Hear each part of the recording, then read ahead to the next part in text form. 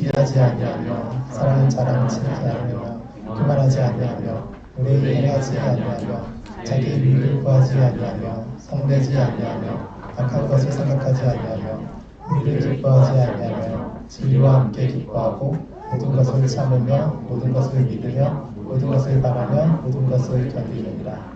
사랑은 언제까지나 떨어지지 아니하되 예언도 패하고 방언도 그치고 지식도 패하리라. 네, 오늘 앞서 찬우 선생님이 말씀해 주신 것처럼 오늘 주제는 그리스도를 증거함입니다. 근데 특별히 사랑장을 골랐어요. 저는 약간 헷갈리더라고요. 교재에 있는 내용을 좀 살펴보고 교재에서 원하는 그 방향들을 좀 살펴보면서 사랑과 말과 경험, 삶으로서의 이제 접근들을 하고 있는데 그 모든 걸 좀 아우르는 게 사랑이 아닐까라는 생각들을 하게 됐습니다. 사실 너무 잘 알고 계시는 말씀들이기도 하고 이렇게 다 너무 저희가 잘 이해하고 있는 이야기를 앞에서 하는 데는 항상 부담이 있는 것 같습니다. 과연 제가 전하는 이런 이야기들이 이미 다 알고 있는 내용인데 우리가 왜 과연 이 말씀을 듣고 어떤 변화들을 가질 수가 있을까라는 측면에서 죄송합니다. 늘 고민이 되는 부분들이 있습니다.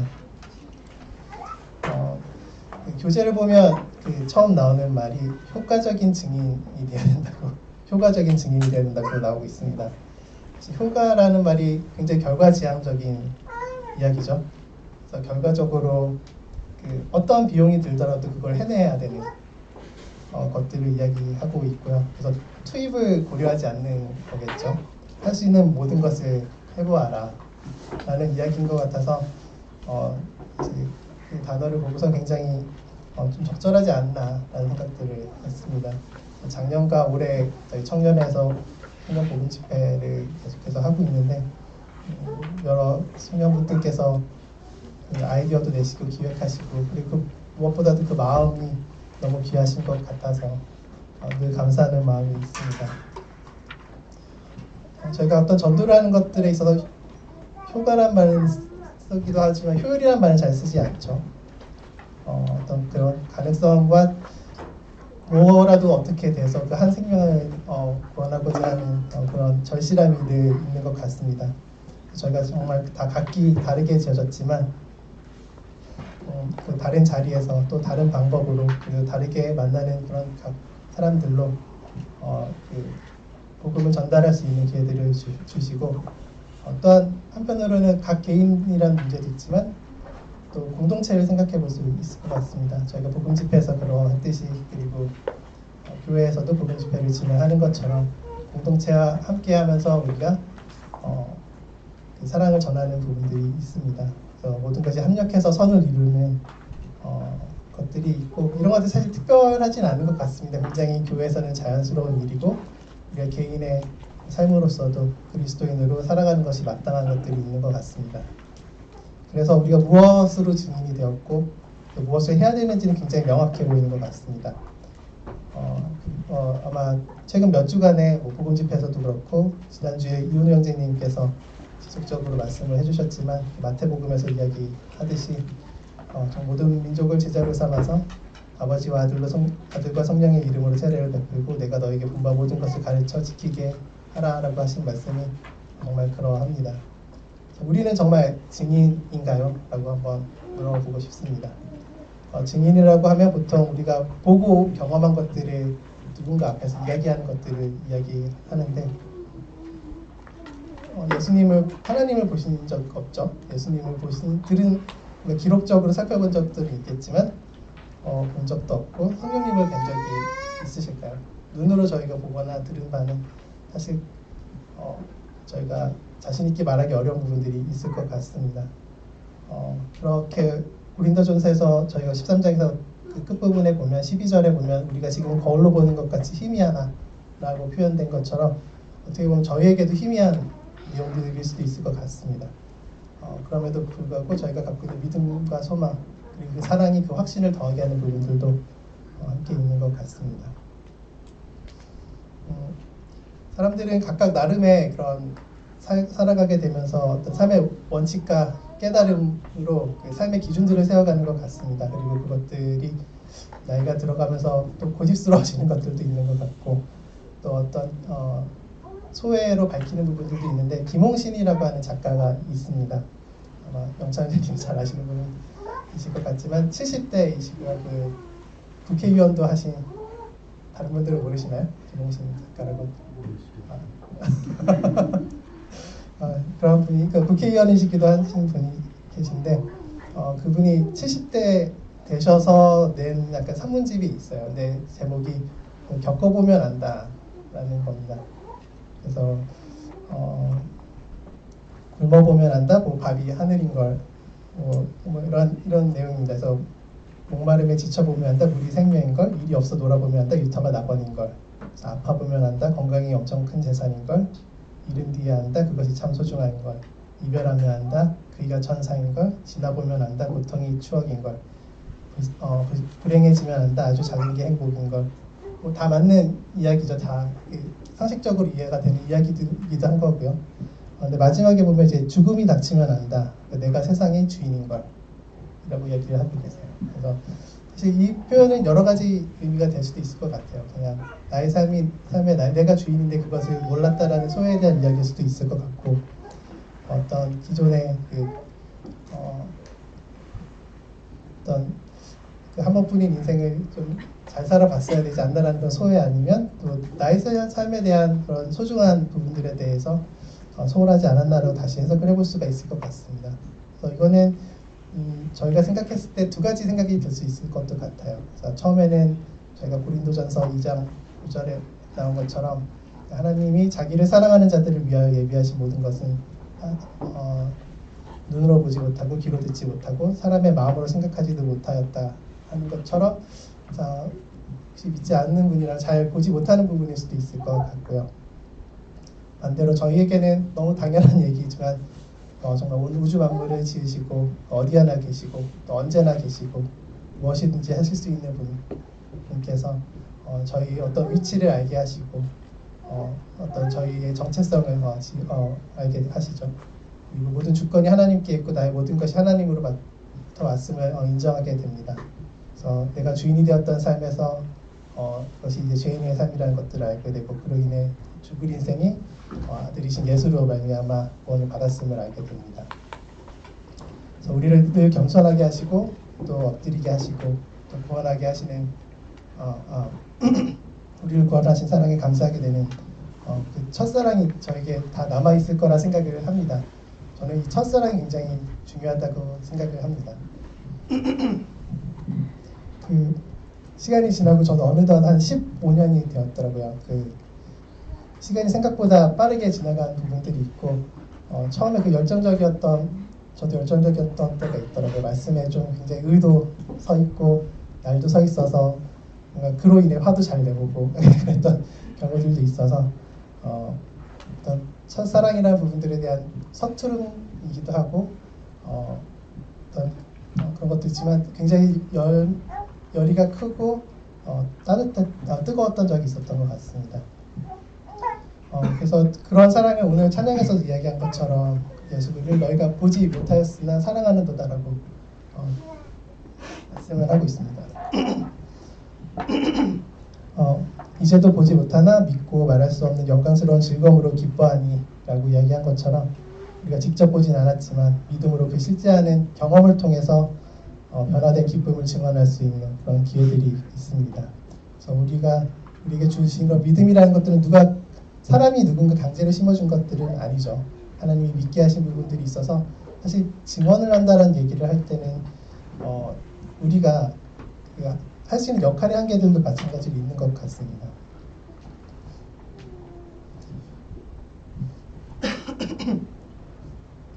그래서 그러니까 우리가 논리적으로 사람을 믿게 하는 부분들이, 어려운 부분들이 있죠. 그래서 믿는 나로 이것들을 증거하는 것들이 굉장히 중요한 부분들인데, 결국에는 말씀인 것 같고 그걸 따라 보여지는 삶인 것 같습니다. 그래서 그 두 가지로 조금 요약해 볼 수 있을 것 같습니다. 사실 전혀 모르는 사람에게 말씀을 전하는 건 굉장히 어려운 일인 것 같습니다. 지금 사람을 믿기 굉장히 어려운 세상이기도 하고 우리도 누군가 믿기 어려운 세상이죠. 그래서 저희가 그 복음 집회 준비하면서 홍대 주변에 노방 전도를 갈 때 제가 그날 전도를 하고 자매와 그 우연히 TV를 같이 보고 있는데 나오는 게 그 홍대 신천지에 대한 내용이었어요. 그래서 기껏 저희 초대장에게 주고 오는데 그 홍대 신천지의 그 열심히 활동들을 이렇게 보게 되면서 마음의 한편으로 어떤 분은 오해했을 수도 있겠구나라는 생각을 했어요. 제가 다니면서 여기 홍대 그 입구에 있는 서대문 교회에서 왔다고 하면서 이렇게 드렸는데 굉장히 누군가 믿기 어려운 세상이 되었죠. 제가 누구인 줄 알고 그것들을 이제 받고 또 들었을까 싶기도 한데 그 가운데 심어지는 마음들도 또 있을 것 같다는 생각을 했습니다. 굉장히 어떻게 보면 저희가 그 복음 집회 결론적으로 생각해 보면 저희가 노방전도를 통해서 오신 분은 없죠. 그런 부분들이 마음을 조금 힘들게 하는 부분들도 있을 것 같습니다. 소위 어떻게 보면 효율이 떨어지는 부분이라고 볼 수 있을 것 같은데 그렇다고 우리가 이것을 하지 말아야 되나라고 생각을 했을 때는 한 사람 얻는 것에 대해 우리가 앞서 말씀드렸처럼 무엇이든 해볼 수 있는 그런 것들이 중요하다는 생각을 합니다.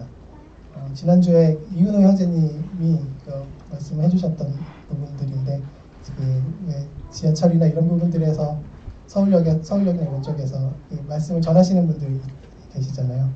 그런 전도를 하시는 분들에 대해서 어떤 판단을 하기보다는 내가 하지 못하는 것을 그분을 통해서 하시는 것에 대해 감사하다는 말씀을 하셨는데 저 역시 그 부분에 굉장히 큰 감사가 됐습니다. 하지만 여러 가지 형태의 전도가 있죠. 똑같이 지하철이나 이렇게 역에서 전하시는 분들도 다양한 컨텐츠들이 있긴 하신데 저희가 자주 볼 수 있는 그 여시천국 부신지옥이라고 하는 그 8개의 단어가 주는 큰 또 저에게도 느끼게 하는 약간 그 어려움들이 있고 거부감이 있을 수도 있는 것 같습니다. 그래서 지난주에 저희가 청년의 교제에서 다뤘던 내용 중에 그리스도 간에 이야기하는 부분들과 관련해 각자 어떠한 반응을 보이는가라는 부분들을 살펴봤던 것 같습니다. 그래서 저는 가까운 사람에게 전하는 것들은 그러니까 알지 못하는 사람에게 이야기하는 것들은 어려워한다는 걸 체크하면서도 그렇기 때문에 어떤 기회들을 만들어 보려고 하지만 대체로 먼저 이야기하기보다는 기다려보는 그런 모습을 가지고 있다고 이야기를 드린 적이 있습니다. 제가 무엇 때문에 그런 망설임을 가지고 있을까요? 모두에게 전하지 못하는 그 마음은 도대체 어디서 오는 걸까 생각을 해보면 저랑 이거는 저희 그룹에서도 한번 나눴던 이야기인데 저랑 굉장히 말씀에 대한 얘기들 자주 나누는 믿지 않는 친구가 있습니다. 근데 레드팀이랑 블루팀처럼 공격과 방어를 하면서 각각의 그 믿어야 할 이유와 믿지 않아야 할 이유에 대해서 나누는 친구가 있는데 그 하나님의 어떠하심에 대해 이야기하고 그 하나님이 나에게 무엇을 하셨는지에 대한 얘기들을 할 때면 늘 이야기하는 게 형 이러고 있을 때가 아니에요 라고 하면서 나가서 말씀을 전해야 되는 게 아니냐고 라고 이제 단도리를 합니다. 그러면서 자기라면 가만히 있지 못할 것 같다고 자기가 믿는 사람이라면 이야기를 하는데 이게 한편으로는 뭔가 저에게 굉장히 도전이 되는 말이기도 하는 것 같습니다. 내가 낯선 이에게 전달하지 못하는 이유가 무엇일까? 제가 그 친구에게 이야기한 것만 생각하면 못할 것도 사실 없습니다. 전혀. 그리고 서울역이나 이런 데서 그렇게 전하시는 분들이 굉장히 하나님 전하고픈 마음이 큰 것 아닌가라는 생각들을 하게 되고요.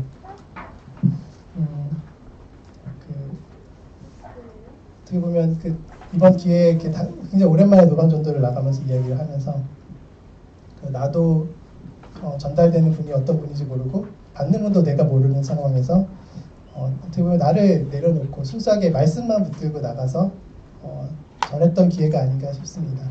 사실 바울이 전도여행을 떠났을 때 그런 마음이 아니었을까요? 정말 다 모르는 사람이고 만난 사람들이 다 처음일 텐데 그런 사람들에게 말씀을 전하는 것들이 사실은 저희가 사도행전을 통해서 늘 보고 있고 그 결과가 지금의 저희에게까지 이르고 있는 것들인데 그런 부분들에 굉장히 여전히 부족함이 있다는 것들을 배우는 시간이 되었던 것 같습니다. 그런 중에도 저는 굉장히 꾀를 냈던 것 같습니다. 그 안에서 선택하는 저를 볼 수 있었는데 누가 쉽게 좀 받아줄 수 있을까라는 것과 또 이런 분이 오셨으면 좋을 것 같은데라는 생각들의 그 중간에 어느 쯤에 있었던 것 같고요. 그래서 참 여전히 내가 살아 있구나, 말씀을 뭔가 전하고 누군가 하나님의 말씀을 알고 싶어하는 그런 중에도 내가 서 있구나라는 것들을 보게 됐습니다. 하나님이 바꾸어 가실 어떤 것들을 생각하기보다는 나의 체면이라든지 어떤 나의 판단에 의지하는 것들을 좀 살펴보게 되면서 여전히 좀 나아가야 될 길이 멀구나라는 생각들을 하게 됐습니다. 우리가 요한일서나 고린도전서 말씀을 보면 너무 잘 아는 말씀이죠. 사랑하는 자들아 우리가 서로 사랑하자. 사랑은 하나님께 속한 것이니 사랑하는 자마다 하나님으로부터 나서 하나님으로 알고 사랑하지 아니하는 자는 하나님을 알지 못하나니 이는 하나님은 사랑이십니다. 라고 하는 사랑의 근본에 대해서 저희가 생각을 해보게 됩니다. 이런 가운데 보통은 이제 신뢰가 많이 가는, 그러니까 우리가 말을 전하는 부분들에서 신뢰가 중요하지 않나라는 생각들도 하게 됩니다.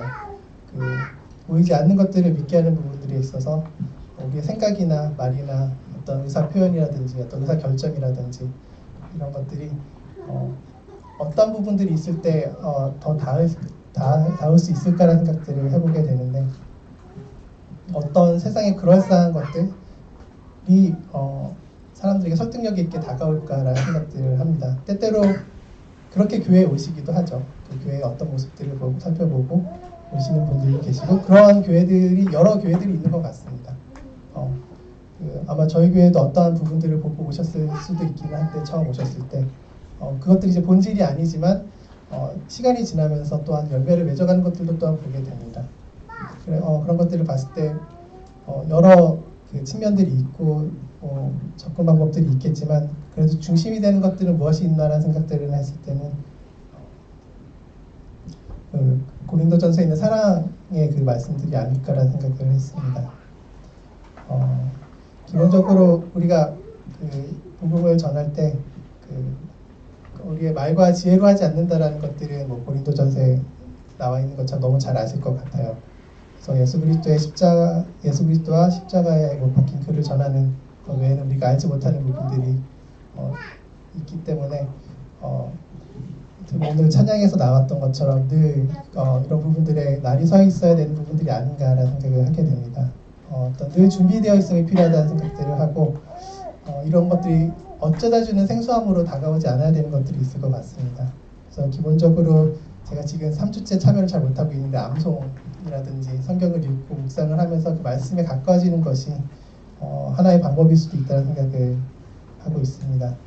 평소에 얼마나 이 말씀을 가까이 하고 내가 그걸로 고민을 해보고 또 살아내고 있는가가 굉장히 중요하다는 생각들을 하고 있고요. 그렇기 때문에 때를 얻든지 못 얻든지 이것에 항상 힘써야 되는 부분들이 있는 것이고 또 반대로 범사의 오래 참음과 기다림으로 정책하며 경계하며 권하라고 하신 말씀처럼 또한 시간을 두고 접근해야 되는 부분들도 있는 것 같습니다. 고린도전서 2장 16절에 보면 누가 주의 마음을 알아서 주를 가르치겠는가라고 하고 있습니다. 그래서 우리가 그러면서 이제 우리가 그리스도의 마음을 가졌느니라라고 이야기를 하고 있는데 보통 우리가 이 정도면 되겠지라고 하는 마음으로 늘 접근하는 부분들이 있습니다. 그리스도에게 받는 마음의 풍성함에 대한 이야기들을 하면서 말씀을 전하는 부분들에 있거나 아니면 그 마음을 전하는 부분들에 있어서는 좀 적극적으로 하지 않는 부분들이 있는 것 같고요. 적극적으로 무언가들을 하더라도 그것들로 뭔가 핑계가 되는 부분들이 나에게 스스로 핑계가 되는 부분들이 있는 것 같습니다. 저 역시 토요 청년회에 나오게 되면서 말씀을 공부하게 되고 그것들이 저에게 굉장히 도움이 된다는 것들이 감사함이 있고 여러분 한 분 한 분들과 교제하면서 쌓아지는 사랑의 풍성함에도 굉장히 도움을 많이 받는 것 같습니다.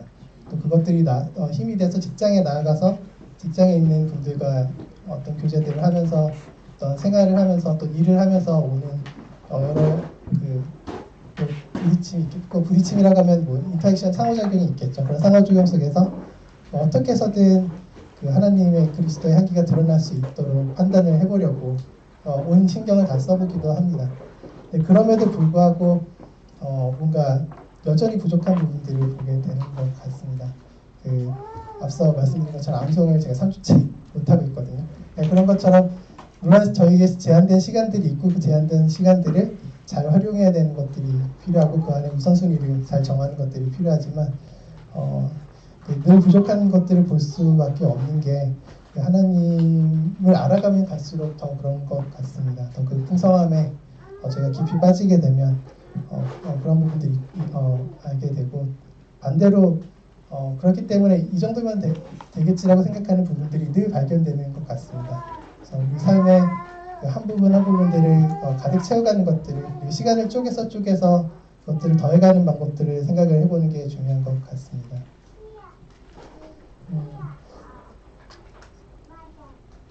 오늘 본문 말씀을 이제 잠시 살펴보면 고린도전서의 그 사랑장의 이야기는 일반인들이 보기에도 사실 크게 다르지 않은 구절일 것 같습니다. 똑같이 공감할 수 있는 부분들도 있겠지만 우리에게 또 다르게 살펴볼 수 있는 부분들도 있는 것 같습니다.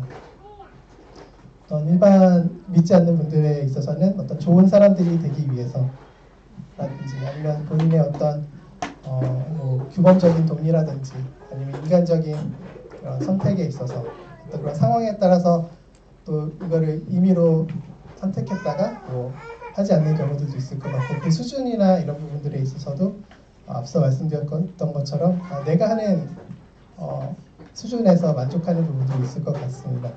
하지만 저희에게는 조금 다르죠. 하나님을 사랑하기 때문에 그리고 하나님 보여주신 사랑을 알고 있기 때문에 또 이러한 하나님께 영광을 돌리기 위해서 그 사랑에 받은 사랑에 대한 응답으로 이것들을 행함이 있습니다.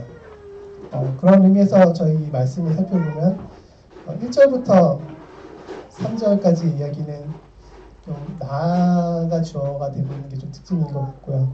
4절부터 7절은 주어가 사랑, 전부 사랑인 걸 볼 수가 있습니다.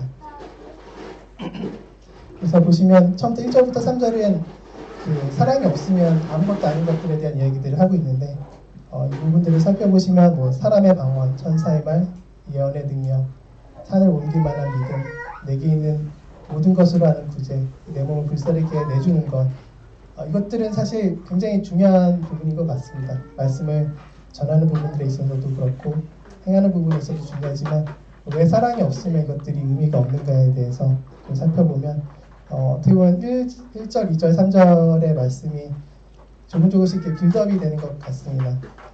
처음엔 이제 사랑의 방언과 천사의 말이라고 하는 좀 믿기 어려운 뭔가 기적이라고 해야 될까요? 그런 것들이라든지 아니면 천사의 말과 같이 이제 아름다워 보이는 그 무언가들이 사랑이 없으면 그냥 이제 구리에 울리는 소리와 꽹과리에서 나는 소리와 같이 아무 의미가 없어지는 것들을 살펴볼 수가 있습니다. 사실 그 다음에도 보면 내가 예언하는 능력이 있어 모든 비밀과 모든 지식을 알고 또 산을 옮길 만한 모든 믿음이 있을지라도 사랑이 없으면 내가 아무것도 아니오라고 이야기를 하고 있습니다. 조금 더 발전이 됐죠.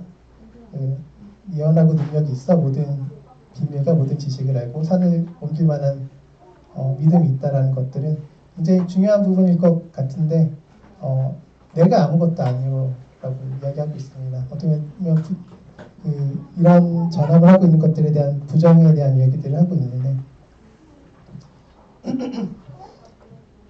아마 여기 계신 모든 분들은 다 잘 알고 계시겠지만 저희가 함께 다뤄가는 것들이 이 말을 전하는 제가 지금 서 있는 저 역시 말씀을 전한 부분들에 있어서 제가 충분히 여러분들께 사랑이 있는 사람으로서 납득이 되지 않았다면 제가 이야기하는 모든 것들이 뭔가 그것들을 지금 뭔가 사실 저는 앞에서 나와서 이야기하는 것들이 굉장히 큰 어려움도 갖고 있긴 한데 이런 부분들에 있어서 잘 닿지 않는 부분들이 있지 않을까라는 생각들을 하고 있습니다. 물론 저는 듣는 입장이 보통 많기 때문에 어떤 분이 어떤 말씀을 전하시더라도 동일한 말씀이면 그 안에서 최대한 은혜를 누려보려고 많은 노력들을 합니다. 말의 전함이 어떠함과 상관없이 이미 주신 은혜에 대해서 충분히 누려보려는 생각들을 하고 있지만, 그럼에도 뭔가 이 자리에 서게 되면 내가 전하는 것들이 뭔가 와닿지 않으면 분명 나로 인함이라는 생각들을 많이 하게 되는 것 같습니다. 예전에 한번 테니스 얘기를 하지 않았나요? 제가 테니스 동호회를 하면서 그 같이 치는 친구들에게 테니스를 이렇게 가르쳐 줬었는데, 저도 이제 배운 거를 그대로 가르쳐 준 거죠. 그래서 제가 배운 그대로 가르쳐 줬는데 그냥 본인 치고 싶은 방법대로 치더라고요. 그래서 근데 이제 나중에 같이 수업을 들었을 때는 저랑 똑같은 얘기를 강사님이 해주시는데, 그 강사님 말은 찰석같이 잘 듣고선 능력이 테니스 실력들이 느는 것들을 볼 수가 있는데, 이게 누가 얘기를 하는가, 얼마나 듣는 이로 하고 납득이 되는가가 굉장히 중요하다는 생각들을 하게 됩니다. 아마 이 경우에 있어서는 사랑이라고 저희가 얘기를 하고 계시죠. 그리고 세 번째 3절의 이야기에서는 내가 내게 있는 모든 것으로 구제하고 내 몸을 불사르게 내줄지라도 라고 이야기를 하고 있습니다. 내게 있는 모든 것을 주고 또 내 몸을 내주는, 어떻게 보면 그 헌신과 어떤 순교의 이야기겠죠. 근데 이런 것들을 하더라도 사랑이 없으면 나한테 아무 유익이 없다라고 이야기를 하고 있습니다. 이 정도면 충분한 사랑을 보여준 거 아닌가요? 사실은 뭔가 나의 모든 것들을 내어줄 만한 구제를 하고 어떤 순교를 할 만한 것들을 생각을 해보면 굉장히 큰 사랑이 있지 않은가라는 생각들을 하지만, 이것들이 나에게 아무 유익이 없다라고 하고 있습니다. 혹시 왜 그런지 생각을 해보신 적이 있으실까요? 보통 두 가지 있을 것 같은데, 보통은 자기를 스스로 속이는 부분도 있을 것 같습니다. 내가 하는 희생, 내가 하는 뭔가 누군가를 위함, 이런 부분들이 어떻게 보면 내가 인정받기 위함일 수도 있고 나의 만족을 위한 것일 수 있다는 생각들을 하게 됩니다. 그래서 뭔가 자기 희생을 통한 자기 만족이라고 해야 될까요? 이런 접근들도 있을 수가 있어서 겉으로 봤을 때는 굉장히 큰 헌신들을 하고 있는 것 같지만, 굉장히 결국을 살펴보면 자기 중심적인 사랑을 하고 있는 거 아닌가라는 생각들을 볼 수 있습니다.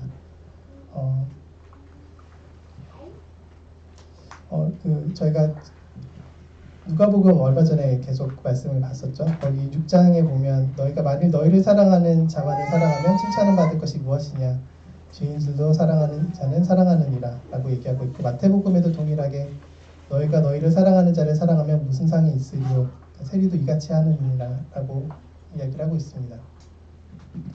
이것처럼 뭔가 나의 사랑이라고 하는 것들이 내게 유익이 없다라는 부분들은 뭔가 내가 그로 말미암아 받을 수 있는 부분들이 없다라는 것들을 이야기하고 있는데, 그 부분들은 아마 뒤에 있는 구절들을 살펴보면 알 수 있을 것 같습니다. 나에게 유익이 없다라는 것들은 내가 어디서 사랑을 채우고 그 사랑을 전하는가에 대한 이야기로 생각을 해보면 좀 이해가 빠를 것 같습니다. 4절부터 7절의 이야기들은 사랑이 주어인데, 어떤 사랑의 어떠함에 대한 것들을 이야기하고 있어서 잘 와닿는 것 같으면서도 누구를 무엇을 얼마나라는 것들이 늘 빠져 있습니다. 그리고 이것들을 이루는 게 생각보다 쉬워 보이실까요? 사실 저는 이걸 말씀을 볼 때마다 굉장히 마음이 어려운 부분들이 있는데, 가끔은 불가능하게 느껴질 정도로 그런 부분들을 볼 수가 있습니다.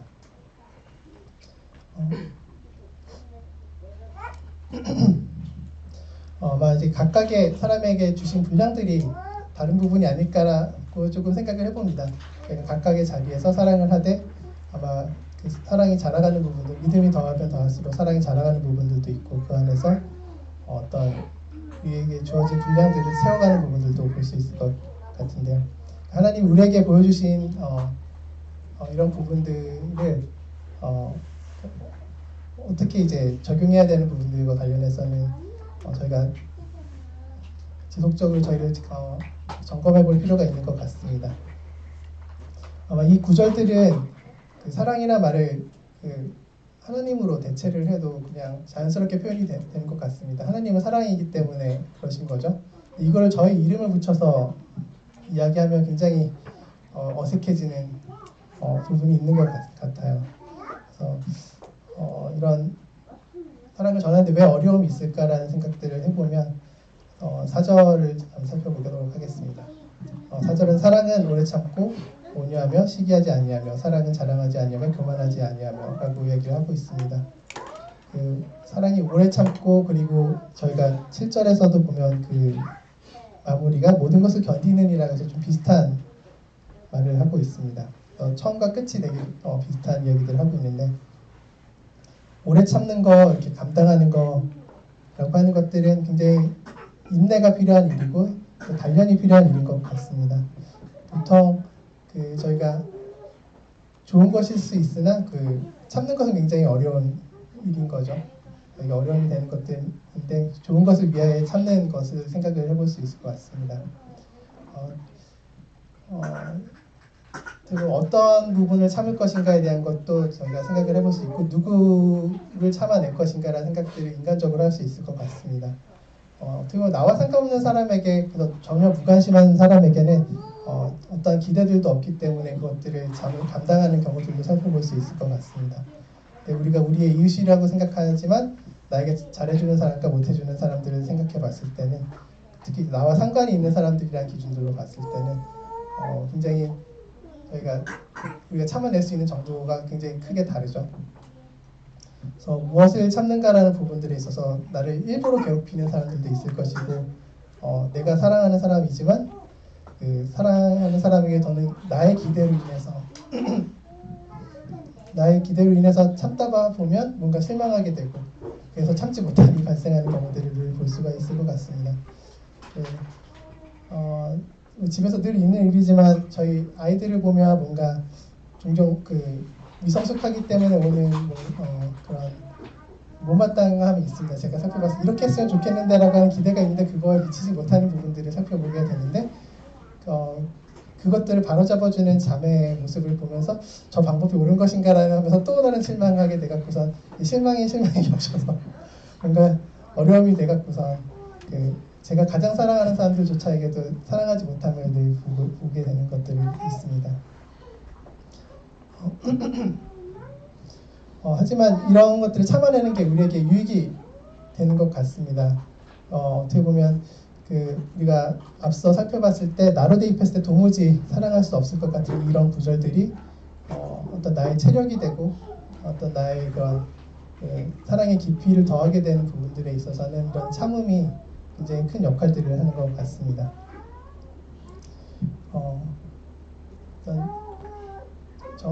이번에 윤영재님께서 오셨을 때 갈라디아서 6장 말씀을 인용을 해주셨었는데, 갈라디아서 6장의 3절 4절의 말씀입니다. 만일 누가 아무것도 되지 못하고 된 줄로 생각하면 스스로 속임이라. 각각 자기 일을 살피라. 그리하면 자랑할 것이 자기에게는 있어도 남에게는 있지 아니하리라는 말씀이 있습니다. 여기서 각각 자기 일을 살피라고 하면서 그리하면 자랑할 것이 자기에게는 있다라는 부분들이 아마 이런 부분들이 아닐까 싶습니다. 우리가 사랑을 하면서 여러 참아내는 부분들이 우리에게 도움이 되는 부분들은 참아내는 가운데 하나님과의 교제 속에서 오는 우리가 하지 못하는 것들에 대한 인정과 또 그것도 이겨내게 하시는 하나님을 보게 됩니다. 그런 것들을 볼 때 짧은 단기간 내에 저희가 인지하기는 어렵지만 시간이 좀 지나고 봤을 때 우리가 견뎌낼 수 있는 그 영향의 차이들을 살펴볼 수 있을 것 같고요. 그 가운데 우리만의 하나님과의 교제 속에서 각각의 자랑들이 생겨나는 것 같습니다. 그래서 아무래도 사랑의 오래 참음이 가장 처음에 위치하는 건 이런 이유가 아닌가라는 생각들을 하게 됩니다.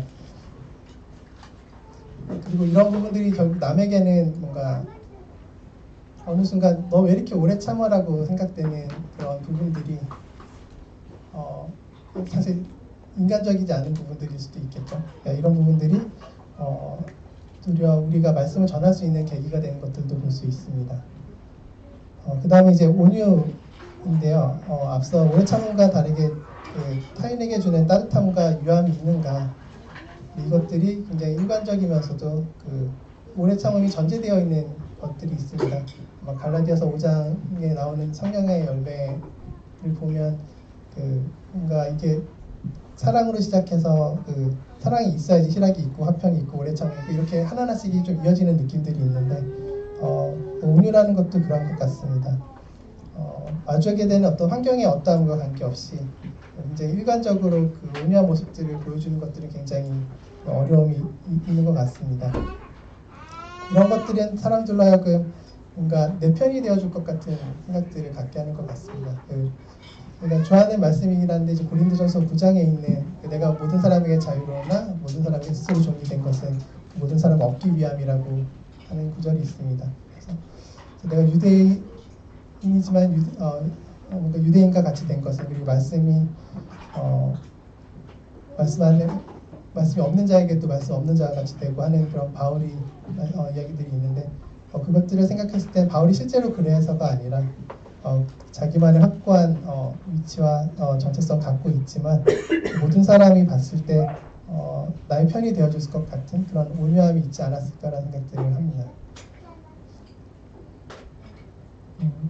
그다음에 시기하지 아니함 많이 띄어내네요. 그래서 그 다음에 나오는 구절들은 좀 자기 점검의 구절들이 되는 것 같습니다. 시기하지 아니함이라든지 자랑하지 아니함이라든지 교만하지 아니함이라는 부분들은 그 용어에서 오는 그 단어들의 정의들을 다 잘 알고 계시겠지만 어떻게 저희 자존감의 문제인 것 같습니다. 나의 자존감이 하나님으로 말미암아 바로 서 있다면 그 안에 나의 하나님의 사랑으로 풍성한 사랑으로 나의 자존감이 바로 서 있다면 굳이 다른 사람을 보고 시기할 이유도 없을 것이고 그리고 나의 사랑을 자랑할 필요도 없을 것이고 또한 교만한 부분들을 갖지 않는 부분들도 있을 것 같습니다. 사실 제가 연구직을 하고 있기 때문에 연구에서는 어떤 자신의 것을 소중하게 여기는 것도 굉장히 중요합니다. 내가 생각한 아이디어라든지 어떤 내가 했던 말들이나 이런 것들을 다른 사람의 것들을 인용하는 이런 부분들에서도 엄격함이 필요하고 이런 부분들 굉장히 소중하게 생각하는 것들이 있는데 말씀에 있어서는 굉장히 그런 것들이 없으면 되게 감사하게 생각을 합니다. 내가 교회에 있는 어떤 분들과 같이 함께 이야기를 하면서 함께 공유하고 알아가는 과정들에서 그러니까 서로 비슷한 말씀을 보고 비슷한 마음들을 갖고 있는 것들이 도리어 감사한 부분들이지 이것들이 어떤 경쟁이 되는 것들이 아니라는 것들에 대해서 굉장히 감사한 부분들이 있습니다. 그렇기 때문에 교회에 있으면 뭔가 크게 그분의 믿음이 어떠함으로 그분이 시기할 것도 크게 없어 보이기도 하고 또 나의 믿음을 자랑하기에는 저는 외부에서 저를 소개할 때 저희 교회에서 가장 뭔가 말씀도 모르고 가장 뭔가 어린 뭔가 형제라고 이야기를 하곤 합니다. 보기에도 그렇거든요. 제가 이 자리에 서 있는 중에도 사실 다 알고 있는 말씀들에 대해서 제가 이렇게 반복하는 부분들에 대해서 어떤 교훈들이 있을까라는 생각들도 늘 하게 되는 것이 있습니다.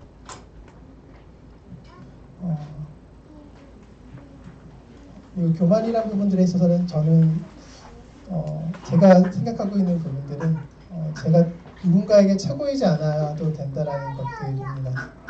제가 앞서 말씀드렸던 것처럼 하나님께 받는 사랑의 풍성함으로 굳이 다른 사람에게 의미 있는 사람이 아니어도 되지 않나라는 생각들을 하게 되고 그런 의미에서 사람들을 대하게 됐을 때 욕심도 없게 되고 굳이 내가 자랑할 것들도 없어지게 되고 굳이 나의 사랑이 늘 부족하기 때문에 교만해질 여유도 없는 것들도 사실인 것 같습니다.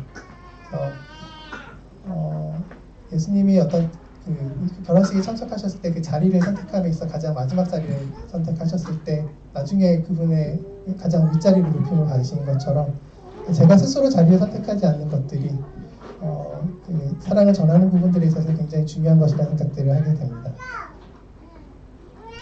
그 다음에 이제 5절에 보면 무례히 행하지 아니하며 자기의 유익을 구하지 아니하며 성내지 아니하며 악한 것을 생각하지 아니하며 라고 이야기를 하고 있습니다. 이 역시도 어떻게 보면 사랑의 행위로 나타나는 저희가 우리를 점검해 볼 수 있는 그런 부분들이 아닐까라는 생각들을 하고 있습니다. 이 5절에 있는 부분들은 그냥 일반인들도 충분히 보여줄 수 있는 영역인 것 같아요.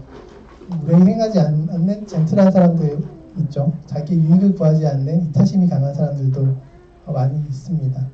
그리고 그 악한 것을 생각하지 않는 상대방이 주는 그 어떤 그런 상처들에 대해서 좀 강력한 뭔가 그런 마음을 갖고 있는 그런 부분들도 볼 수가 있겠고요. 이런 것들이 그리스도인으로서 좀 변별력이 있으려면 분별된 부분들이 있으려면 많은 노력이 필요한 것 같습니다. 사랑은 저는 어떻게 보면 하나님의 노력을 통해서 우리가 자연스럽게 채워지고 그것들을 전한다고 생각을 하기도 쉽지만 다른 한편으로는 여러 노력들이 필요하다고 생각을 합니다. 그 에리 프롬이라고 하는 그 철학자가 사랑의 기술이라고 하는 책에서 강조하는 게 인간적인 접근이긴 해도 그러니까 사랑은 그 아트로서 어떤 사람들의 노력이 필요하다라고 이야기를 하고 있어요. 그냥 단순히 감정에 머무르는 것들이 아니라 이것들을 우리가 노력하고 갈고 닦아서 더해가야 된다는 것들 이야기하고 있는데 그 부분과 뭔가 이 그 세상의 학문이나 철학이 다 뭔가 교훈을 주진 않겠지만 비슷한 부분이 있지 않나라는 생각들을 해보았습니다. 그 다음에 불의를 기뻐하지 않고 진리를 함께 기뻐하고 가 있습니다. 그리고 그 밑에는 이제 모든 것을 참으며 모든 것을 믿으며 모든 것을 바라며 모든 것을 견디는이라고 이야기를 하고 있습니다. 모든 것을 기뻐하지 아니하며와 진리와 함께 기뻐하고는 우리가 사랑을 함에 있어 어떤 방향성이라는 것도 중요하고 어떤 무엇에 대한 그러니까 사랑을 하면서도 어떠한 그 방향을 추구해야 되는가에 대한 것을 정확하게 이야기해 주는 것 같습니다. 불의를 기뻐하지 않는 부분과 진리를 함께 기뻐하는 부분들이 굉장히 중요한 것 같은데요. 최근에 한동안 계속 저희가 교육에서는 이야기가 됐던 거죠. 그 아이들을 이렇게 벌하지 않는 되도록 뭔가 체벌하지 않는 방법들, 그러니까 소위 말해서 혼내지 않고 훈육하는 방법들이 굉장히 유행을 했던 시기들이 있었던 것 같습니다. 최근에 나오는 어떤 여러 이야기들을 보면 이 아이들이 자라서 사회에 적응할 때쯤 되면 어떻게 보면 야생과 같은 사회에서 견뎌내지 못함이 있고 이제 취약하게 되는 것들을 많이 이야기하는 것 같습니다. 이게 저희가 이제 인간적으로 아이들 키워내는 부분들에 대해서 적절한 것들을 그동안 이야기해왔지만 결국에 그것들을 견뎌내기 어려운 사람들을 만들어내는 건 아닌가. 저희가 채워짐이 있어야 되는데 그런 채워짐을 받지 못하고 어떤 것들을 맞고 틀리다라는 것들을 정확하게 이야기할 수 있어야 되고 다른 사람들의 무례하면 상처도 받지 않아야 되는데 이런 부분들이 굉장히 취약해지는 경우들을 보게 됩니다. 그래서 어떤 사랑을 함에 있어서도 불의를 기뻐하지 않고 진리와 함께하는 부분들이 의의가 바로 설 때 진정한 기쁨을 누릴 수 있는 것이 아닌가 합니다. 다음 7절에 보시면 모든 것을 참으며 모든 것을 믿으며 모든 것을 바라며 모든 것을 견디느니라 라고 이야기하고 있습니다. 저는 어떤 분이 그리스도인은 왜 호구가 아닌가 호구가라고 이야기하시는 분들이 계시고 호구면 안 된다라고 얘기하시는 분들이 계세요. 그래서 이 구절을 보면 늘 왜 그렇지 않을까 라는 생각도 하게 되는데 호구는 아니죠. 그러니까 왜냐하면 우리는 자발적으로 호구라는 거는 당하는 건데 우리는 당하는 게 아니라 자발적으로 견뎌낼 수 있는 거니까요. 그래서 차이가 있다 생각하지만 모든 것을 참아주고 또 믿어주고 낙심하지 않고 또 하나님의 선한 인도가 있기를 소망하고 이것들을 포기하지 않고 끝까지 견디어주는 것이 그리스도인에게 그냥 호구가 아니라 마땅함인 것 같고 그런 사랑 우리가 하고 있는가에 대해서 늘 도전적으로 생각해봐야 되는 것 아닌가라는 생각을 합니다.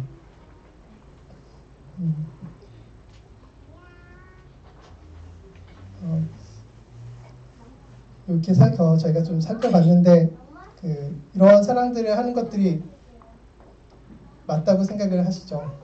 좋은 방향이라 생각을 하시고 하지만 이런 것들 경험하고 싶으시니까 이런 사랑을 경험하면서 삶을 살아나는 것들에 대해 어떻게 생각하시는지 모르겠습니다. 하지만 이것들이 예수님께서 저희를 분명히 보여주신 사랑이고 우리를 설득한 그 무언가라고 생각을 합니다. 그렇기 때문에 저희가 가치가 있다 생각을 하고 우리 인생의 어떤 진리를 믿게 되고 닮기를 원하고 또 항상 함께 하시기를 원하는 것 같습니다. 정말 사랑은 언제까지나 떨어지지 아니하고 또 예언도 패하고 방언도 그치고 지식도 패하리라고 이야기하고 있습니다. 다른 것들은 다 없어져도 그 사랑만은 떨어지지 않는다고 영원할 것이라고 이야기를 하고 있는데요. 사실 마지막 구절에 보면 이제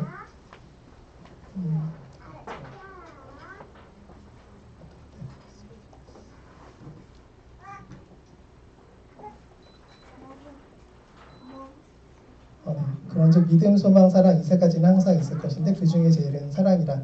보면 건너뛰는 그 8절에서 13절로 건너뛰는 이야기일 수 있긴 하지만 이 8절은 그 9절에서 12절까지 이어지고 그리고 13절을 설명하기 위한 굉장히 중요한 구절이 아닌가 싶습니다. 예수님은 우리가 다시 뵙게 됐을 때 어떤 생각을 하게 되실까요? 가장 처음 무엇이 가장 만족스러우실 것 같고 가장 무엇이 걱정되시나요? 사실 저는 생각했을 때 내가 뭔가 일단 예수님을 만난 것부터 일단 굉장히 큰 기쁨이 될 것 같지만 내가 그동안 했던 행동들 좀 생각해 볼 것 같습니다. 내가 그동안 사랑해왔던 거 하지만 근데 이제 반대로 이제 거리낌이 되는 것이 있겠죠. 나의 부족함, 내가 사랑하지 못한 것들, 내가 미워한 것들, 내가 예수님께서 원하지 않으셨지만 해왔던 것들이 좀 거리낌이 될 것 같습니다. 그런 것들을 봤을 때 좀 사랑이라는 것들이 예수님을 만나게 됐을 때 우리 온전히 얼굴과 얼굴을 대하게 됐을 때 뭔가 그토록 그 사랑을 갈구해왔던 그리고 우리 사의 사랑을 채워주셨던 그 분을 만나게 되었을 때 오는 기쁨의 연합의 기쁨이 있을 것 같고 그 안에서 사랑이 완전해지고 또 그 사랑을 쌓아가는 부분들이 있을 거라 생각이 되는 부분들이 있고요. 그에 반면 이제 믿음과 소망 같은 경우에는 우리가 그동안 어떤 여러 증거들을 통해 어떤 살펴만 봐왔고 뭔가 확신하지 못했던 부분들에 대한 것들을 예수님 확신하게 돼서 오는 믿음으로 성취가 되고 그것들 바래왔던 부분들에 대한 소망이 성취되는 부분으로 뭔가 이제 이루어지는 부분들이 있을 것 같습니다. 그래서 이 세 가지 중에서 사랑만이 어떻게 보면 예수님을 마주했을 때 우리가 그동안의 부족함도 볼 수 있고 그 앞으로도 쌓아갈 수 있는 부분들이 연합해서 쌓아갈 수 있는 부분들이 있지 않는가라는 생각들을 하게 됩니다. 말씀을 좀 마무리하려고 하는데요. 어떤 이런 어떻게 보면 저희가 너무 잘 알고 있는 그런 사랑장에 대해서 어떻게 보면 저 오늘 찬양에 답이 다 담겨져 있더라고요. 그래서 세 가지로 좀 정리를 해봤는데 먼저 사랑을 좀 잘 경험하고 누리셨으면 좋겠다라는 생각을 하고 있습니다. 뭔가 사랑을 머리로 이해하고 뭔가 이야기보다는 각각의 위치에서 나에게 맡겨진 여러 역할들에 대해서 여러 형태의 사랑을 경험하고 누려보셨으면 좋겠다는 생각을 합니다. 특별히 이것들이 나의 사랑이 아닌 것들을 저희가 잘 알고 있습니다. 그것들은 분명히 이제 예수 그리스도의 사랑을 우리가 보고 닮아가는 부분들이 있기 때문에 그 안에서 충분히 예수 그리스도와의 동행 속에서 이런 것들을 경험하고 채워가시는 부분들이 중요하다고 생각을 합니다. 그리스도의 사랑이 우리를 강권하시는 부분들이 있습니다. 우리가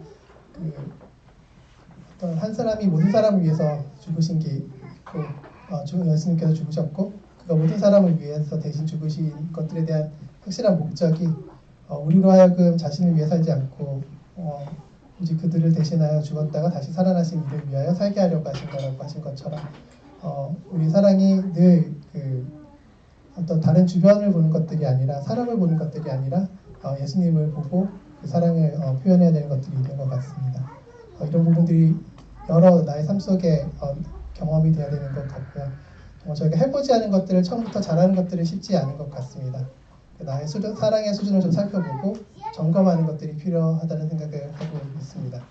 그래서 어떤 나의 마음을 주는 것도 그렇지만 어떤 마음을 받는 것에도 좀 보다 용기를 내어보셨으면 좋겠다는 생각을 합니다. 우리가 함께 지어져 가는 데 있어서 우리에게 허락된 빚은 사랑의 빚인 것 같습니다. 우리가 마음껏 주어도 되고 또 받아도 되는 거 아닌가라는 생각을 하고요.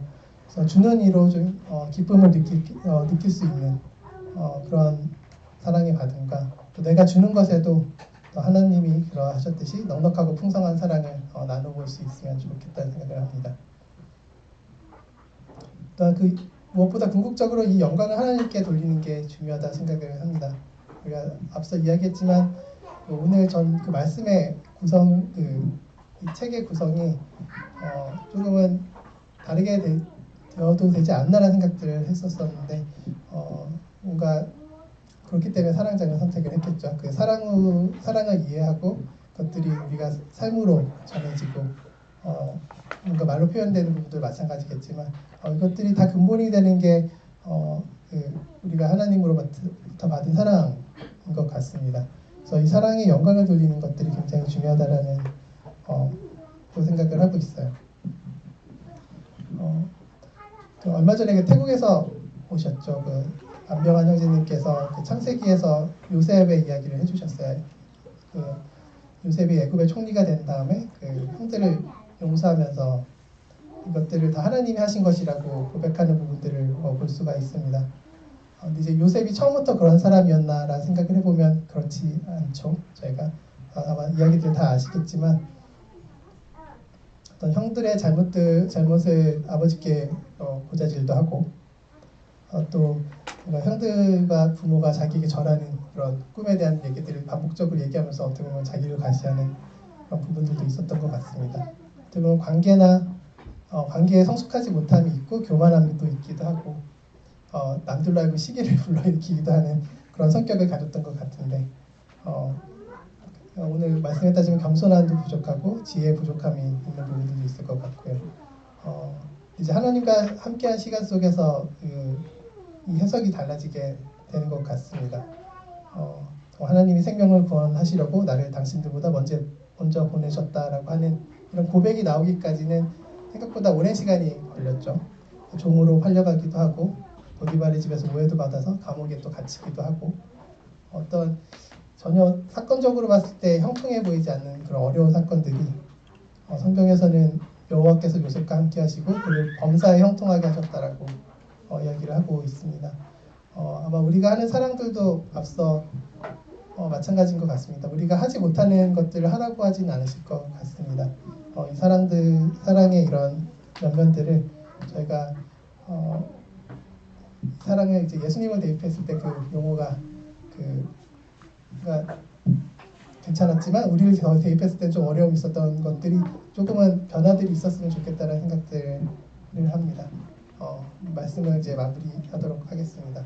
기도로 마무리하겠습니다.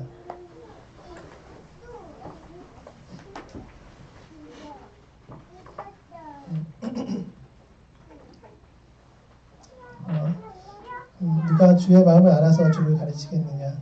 그러나 우리가 그리스도의 마음을 가졌느니라.